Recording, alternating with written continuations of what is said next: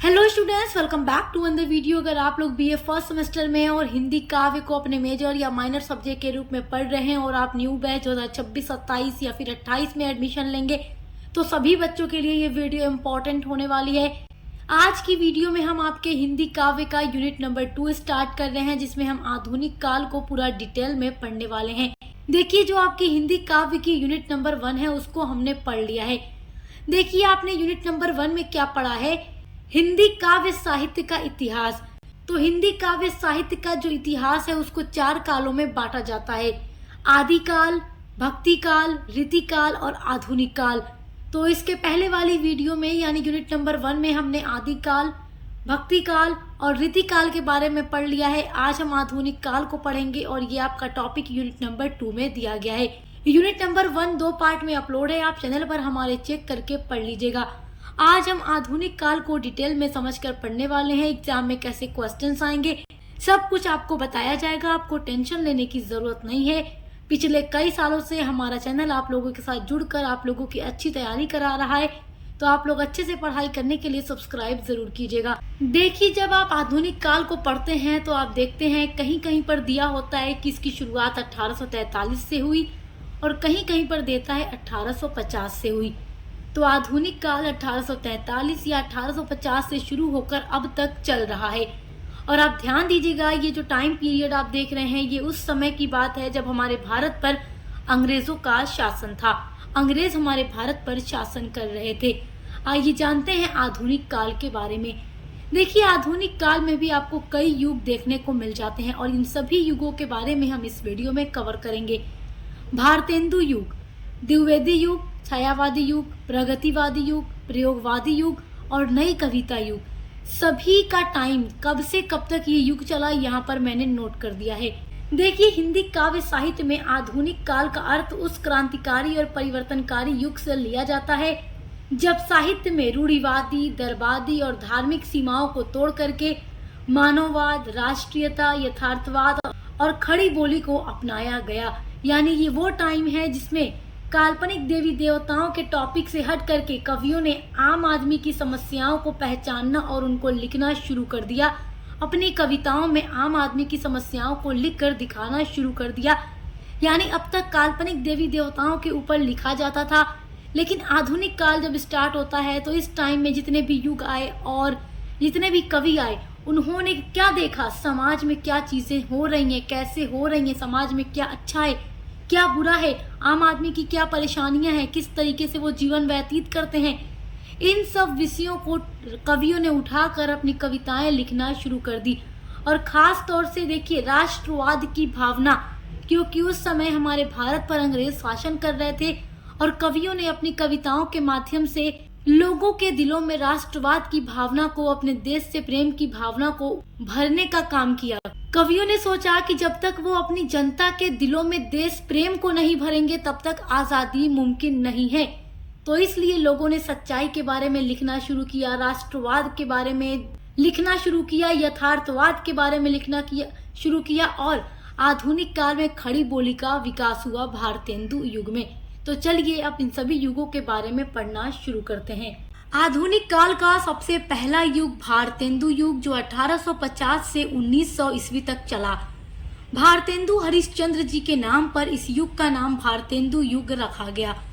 भारतेंदु युग को आधुनिक हिंदी साहित्य का प्रवेश द्वार माना जाता है, क्योंकि यहीं से आधुनिक हिंदी साहित्य की शुरुआत हुई। भारतेंदु युग नव जागरण का युग है।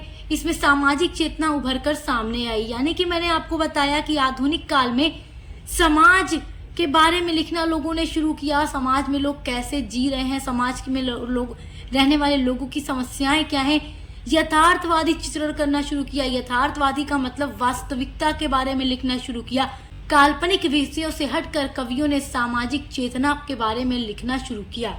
भारतेंदु युग में देशभक्ति और राजभक्ति तत्कालीन राजनीति का अभिन्न अंग थी, क्योंकि उस टाइम हमारा भारत अंग्रेजों का गुलाम था और कवियों ने लिखना शुरू किया और लोगों के दिलों में देशभक्ति और राष्ट्रवाद की भावना पैदा करने के लिए कवियों ने ऐसी चीजें, ऐसी कविताएं लिखना शुरू की जिससे कि लोग आजादी के लिए प्रेरित हों और अंग्रेजों के खिलाफ आवाज उठाएं। जिसका स्पष्ट प्रभाव इस युग में कवियों में देखा जा सकता है। यानी कि भारतेंदु युग में देशभक्ति और राजभक्ति तत्कालीन राजनीति का एक बहुत ही महत्वपूर्ण अंग थी और उस टाइम के कवियों में हम इस प्रभाव को देख सकते हैं। और भारतेंदु युग की सबसे खास बात आपको याद रखना है कि इस युग में खड़ी बोली का विकास हुआ। इसके पहले वाले युगों को पढ़ा है, जैसे कि आपने आदि काल के बारे में पढ़ा, भक्ति काल के बारे में पढ़ा, रीति काल के बारे में पढ़ा, तो आपने देखा कि उस समय के जो कवि थे वो ब्रज भाषा का प्रयोग करते थे अपनी रचनाओं को करने के लिए। वो ब्रज भाषा में लिखा करते थे। लेकिन जब आधुनिक काल शुरू होता है तो भारतेंदु युग से खड़ी बोली में लिखना भी शुरू किया गया और इस टाइम के बहुत सारे कवियों ने खड़ी बोली का विकास किया और अपनी रचनाएं खड़ी बोली में करने लगे। तो खड़ी बोली जो है इस युग की बहुत बड़ी देन है। अगली हेडिंग आपकी है भारतेंदु युग काव्य की विशेषताएं। This is very important point. देखिए एग्जाम में ये सारी चीजें आपसे पूछेगा कि भारतेंदु युग के बारे में और उसकी विशेषताओं का वर्णन कीजिए, या आपसे कह देगा आधुनिक काल के युगों का विस्तृत वर्णन कीजिए। तो आपको इन सभी युगों के बारे में एक्सप्लेन करके लिखना होगा अपने एग्जाम में, जो इस वीडियो में मैं आपको पढ़ा रही हूँ। तो इसलिए वीडियो में एंड तक बने रहिएगा ताकि आप अपने इस इम्पोर्टेंट टॉपिक को अच्छे से तैयार कर सकें। भारतेंदु युग काव्य की महत्वपूर्ण विशेषताएं हैं, जिसमें पहली विशेषता है राष्ट्रीयता की भावना। देखिए इस युग के कवियों ने राष्ट्रीयता की भावना के लिए लिखना शुरू किया। देखिए इस युग के कवियों ने देश प्रेम की रचनाओं के माध्यम से जनमानस में यानी अपने जनता के दिलों में राष्ट्रवाद की भावना का बीज बोना शुरू किया, ताकि लोगों के अंदर राष्ट्रवाद की भावना पैदा हो और भारत की जनता आवाज उठाए अंग्रेजों के खिलाफ और अपने भारत को आजाद कराए। भारतेंदु युग काव्य की दूसरी विशेषता है सामाजिक चेतना का विकास। इस काल का काव्य सामाजिक चेतना का काव्य है। इस युग के कवियों ने समाज में व्याप्त अंधविश्वास और सामाजिक रूढ़ियों को दूर करने के लिए कविताएं लिखी। तीसरी विशेषता है हास्य व्यंग्य। देखिए हास्य व्यंग्य शैली को माध्यम बनाकर इस युग के कवियों ने पश्चिमी सभ्यता, विदेशी शासन और सामाजिक अंधविश्वासों पर करारे प्रहार किए। और चौथी इसकी विशेषता है अंग्रेजी शिक्षा का विरोध। देखिए भारतेंदु युग के कवियों ने अपनी रचनाओं के माध्यम से अंग्रेजी शिक्षा का विरोध किया कि ये शिक्षा हमारे लिए क्या है, अच्छी नहीं है, इसका विरोध करो। आइए अब जानते हैं भारतेंदु युग के प्रमुख कवि और उनकी रचनाएं कौन कौन सी हैं। भारतेंदु युग के सबसे प्रमुख कवि हैं भारतेंदु हरिश्चंद्र और इन्हीं के नाम पर इस युग का नाम पड़ा है। इनकी बहुत ही प्रसिद्ध रचना है प्रेम माधुरी। उसके अलावा जगमोहन सिंह की रचना है देवयानी और प्रताप नारायण मिश्र भी भारतेंदु युग के प्रसिद्ध कवि हैं। इनकी रचना है प्रेम पुष्पावली। ये लिखने में ऊपर नीचे हो गया इसलिए एरो बना दिया है ताकि आप कंफ्यूज ना हो। जगमोहन सिंह की रचना देवयानी, प्रताप नारायण मिश्र की रचना प्रेम पुष्पावली। भारतेंदु युग के बाद आधुनिक काल में जो दूसरा युग आता है वो है द्विवेदी युग और ये युग 1900 ईस्वी से लेकर 1920 ईस्वी तक चला, यानी 20 साल। इस युग के प्रवर्तक आचार्य महावीर प्रसाद द्विवेदी थे। इन्होंने सरस्वती पत्रिका का संपादन किया। ये एक बहुत ही इम्पोर्टेंट पॉइंट है। सरस्वती पत्रिका का संपादन किसने किया? तो आचार्य महावीर प्रसाद द्विवेदी ने किया। जिन बच्चों का एमसीक्यू बेस्ड पेपर होता है वो नोट करते रहेंगे, ये सारी चीजें एमसीक्यू में पूछी जाती हैं।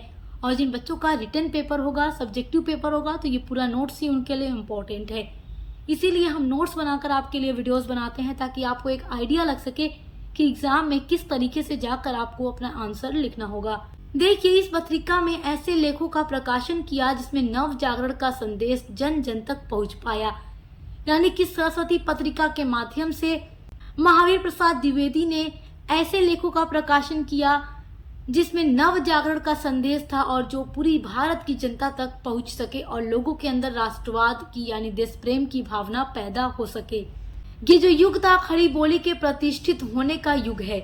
देखिए मैंने आपको बताया कि भारतेंदु युग में खड़ी बोली का विकास हुआ और बहुत सारी कवियों ने खड़ी बोली में अपनी रचनाएं करनी शुरू कर दी। लेकिन जब भारतेंदु युग के बाद द्विवेदी युग आता है तो इस युग के अधिकतर कवि खड़ी बोली का यूज करते हैं, यानी ब्रज भाषा का प्रयोग कम लोग अब कर रहे हैं और ज्यादातर कवि अब खड़ी बोली का इस युग में प्रयोग करने लगे। इसलिए द्विवेदी युग को खड़ी बोली का प्रतिष्ठित युग माना जाता है। द्विवेदी युग के अनेक कवियों ने ब्रज भाषा को छोड़कर खड़ी बोली को अपना लिया। आपकी अगले इम्पोर्टेंट हेडिंग है द्विवेदी युगीन काव्य की विशेषताएं, यानी द्विवेदी युग के काव्य की महत्वपूर्ण विशेषताएं क्या क्या हैं। बहुत इंपॉर्टेंट पॉइंट है। द्विवेदी युग काव्य की पहली विशेषता है देशभक्ति। देखिए, द्विवेदी युग में देशभक्ति को व्यापक आधार मिला। इस काल में देशभक्ति विषय लघु और दीर्घ कविताएं लिखी गईं, यानी कि इस युग के कवियों ने छोटी बड़ी सभी प्रकार की कविताएं देशभक्ति पर लिखी, ताकि लोगों के अंदर देशभक्ति को पैदा कर सकें, राष्ट्रवाद की भावना को पैदा कर सकें। द्विवेदी युग काव्य की दूसरी इम्पोर्टेंट विशेषता है अंधविश्वास तथा रूढ़ियों का विरोध किया गया। द्विवेदी युग की कविताओं में सामाजिक अंधविश्वासों और रूढ़ियों का विरोध कवियों ने अपनी कविताओं के माध्यम से किया। जो अंधविश्वास थे, समाज में फैले हुए रूढ़ी थी, इन सब का विरोध करने के लिए कवियों ने रचनाएं की, कविताएं लिखी, जिनके माध्यम से उन्होंने इन चीजों का विरोध किया। तीसरी विशेषता है वर्णन प्रधान कविताएं। वर्णन प्रधानता इस युग की कविताओं की विशेषता है। द्विवेदी युगीन काव्य की चौथी विशेषता है मानव प्रेम। द्विवेदी युग की कविताओं में मानव मात्र के प्रति प्रेम की भावना विशेष रूप से देखने को मिलती है। उसके अलावा जो पांचवी विशेषता है वो है प्रकृति चित्रण, यानी कि द्विवेदी युग के कवियों ने प्रकृति के अत्यंत रमणीय चित्र खींचे हैं। प्रकृति का स्वतंत्र रूप में मनोहारी चित्रण मिलता है, यानी इस युग के कवियों ने ऐसी रचनाएं लिखी हैं, ऐसी प्रकृति का चित्रण अपनी कविताओं के माध्यम से किया है। अगर आप उसको पढ़ेंगे तब आपको पता चलेगा कि द्विवेदी युग के कवियों ने कितनी खूबसूरती, कितनी सुंदरता के साथ प्रकृति का अपनी रचनाओं में चित्रण किया है। आइए अब जानते हैं द्विवेदी युग के प्रमुख कवि कौन हैं और उनकी रचनाएं कौन हैं। तो इधर कवियों के नाम नोट किया है मैंने और इधर रचनाएं। द्विवेदी युग के प्रमुख कवि हैं मैथिली शरण गुप्त, जिनकी बहुत प्रसिद्ध रचना है साकेत। अयोध्या सिंह उपाध्याय हरिऔध भी इस युग के बहुत ही प्रसिद्ध कवि हैं और उनकी बहुत ही प्रसिद्ध रचना है प्रिय प्रवास। महावीर प्रसाद द्विवेदी की रचना है सुमन। तो ये द्विवेदी युग के प्रमुख कवि और उनकी प्रमुख रचनाएं हैं। आइए अब पढ़ते हैं आधुनिक काल का छायावादी युग, जो 1920 ईस्वी से लेकर 1936 ईस्वी तक चला था। देखिए, हिंदी काव्य साहित्य के इतिहास में छायावादी युग का अर्थ उस महत्वपूर्ण साहित्यिक और सांस्कृतिक जागरण काल से लिया जाता है जहां कविता रूढ़िवादी और उपदेशात्मक सीमाओं से बाहर निकलकर व्यक्तिगत प्रेम, प्रकृति सौंदर्य और रहस्यवाद और मानवीय भावनाओं की सहज और सूक्ष्म अभिव्यक्ति बन गई। यानी कि छायावादी युग में रूढ़िवादी और उपदेशात्मक जो कविताएं लिखी जाती थी, उनसे बाहर निकल करके कवियों ने व्यक्तिगत प्रेम के बारे में, प्रकृति सौंदर्य के बारे में, रहस्यवाद के बारे में और मानवीय भावनाओं के बारे में कविताएं लिखना शुरू कर दी। हिंदी काव्य की जो धारा विषय वस्तु की दृष्टि से स्वच्छंद प्रेम भावना, प्रकृति में मानवीय क्रियाकलापों तथा भाव व्यापारों के आरोपण और कला की दृष्टि से लाक्षणिकता प्रधान नवीन अभिव्यंजना पद्धति को लेकर चली, उसे ही छायावाद कहा गया। छायावाद ने हिंदी में खड़ी बोली कविता को पूर्णतः प्रतिष्ठित कर दिया। देखिए, मैंने आपको बताया था कि भारतेंदु युग में खड़ी बोली का विकास हुआ। द्विवेदी युग में ये बहुत तेजी से फैली और अधिकतर कवियों ने खड़ी बोली में लिखना शुरू किया, मगर फिर भी कुछ कवि ब्रज भाषा का प्रयोग करते थे। लेकिन जब द्विवेदी युग के बाद छायावादी युग आता है तो इस युग के कवियों ने ब्रज भाषा को पूरी तरीके से काव्य धारा से बाहर कर दिया और खड़ी बोली में लिखना शुरू कर दिया। और इसी वजह से छायावाद ने हिंदी खड़ी बोली कविता को पूर्णतः प्रतिष्ठित कर दिया। देखिए, छायावादी युग को साहित्यिक खड़ी बोली का स्वर्ण युग भी कहा जाता है। देखिए, छायावाद के प्रमुख 4 स्तंभ कौन है, ये आप पहले भी हिंदी में पढ़ चुके होंगे, मतलब बीए में एडमिशन लेने से पहले भी आप इनके बारे में जानते हैं।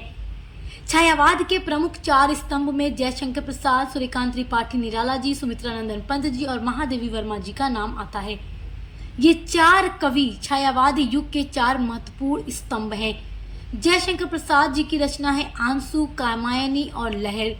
सूर्यकांत त्रिपाठी निराला जी की रचना है परिमल और अनामिका, जो कि इनकी प्रसिद्ध रचना है। सुमित्रानंदन पंत की गुंजन और महादेवी वर्मा की निहार और निर्जा। इन सभी कवियों के बारे में मैं पढ़ा चुकी हूँ और इनके जो वर्क हैं इन पर भी वीडियो अपलोड है। आइए अब आधुनिक काल के अगले युग प्रगतिवादी युग के बारे में पढ़ते हैं, जो 1936 से लेकर 1943 ईस्वी तक चला था। मार्क्सवादी विचारधारा का साहित्य में प्रगतिवाद के रूप में उदय हुआ। देखिए, जो मार्क्सवादी विचारधारा है उससे ये युग बहुत अधिक प्रभावित था, यानी कि प्रगतिवादी युग मार्क्सवादी विचारधारा से प्रभावित था। मार्क्सवादी विचारधारा का मतलब कार्ल मार्क्स की जो मार्क्सवादी विचारधारा थी। देखिए, कार्ल मार्क्स जो थे वो पूंजीवादी अर्थव्यवस्था के विरोधी थे और समाजवादी अर्थव्यवस्था के समर्थक थे, क्योंकि कार्ल मार्क्स का मानना था कि पूंजीवादी अर्थव्यवस्था से केवल पूंजीपति ही आगे बढ़ते हैं और गरीब का शोषण होता है और गरीब गरीब ही रह जाते हैं, कभी आगे नहीं बढ़ पाते। इसलिए वो मानते थे कि अगर समाजवादी अर्थव्यवस्था हो जाएगी तो उसमें उत्पादन के साधनों पर केवल सरकार का अधिकार होगा, नियंत्रण होगा, किसी का भी निजी स्वामित्व नहीं होगा। इससे समाज का विकास होगा और समानता बनी रहेगी। तो जो मार्क्सवादी विचारधारा ये थी, ठीक उसी से प्रभावित था प्रगतिवादी युग।